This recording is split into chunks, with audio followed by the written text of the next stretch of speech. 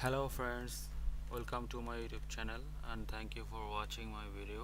আজকে আপনাকে দেখাচ্ছি আপনি কিভাবে ট্যালির যে বিপ সাউন্ড, এই সাউন্ডটি অনেক সময় বিরক্ত লাগে, আসলে কানের মধ্যে লাগে। অনেক সময় আপনি হয়তো বা হেডফোন দিয়ে কাজ করছেন অথবা যাই হোক, এই সাউন্ডটা আসলে অনেকেরই পছন্দ না।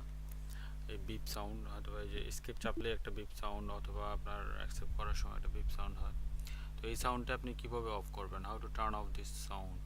ওকে, আপনি প্রথমে F12 চাপবেন অথবা এখানে ক্লিক করবেন, জেনারেলে যাবেন।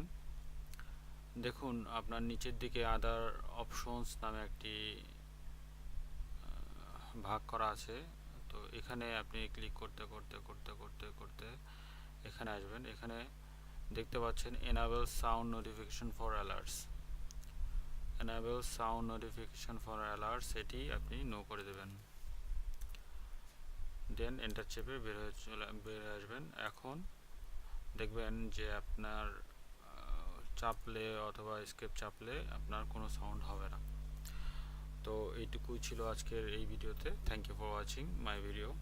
আশা করছি আমার ভিডিওগুলো ভালো লাগছে এবং অবশ্যই আমার চ্যানেলটি সাবস্ক্রাইব করে রাখবেন for next videos. Thank you.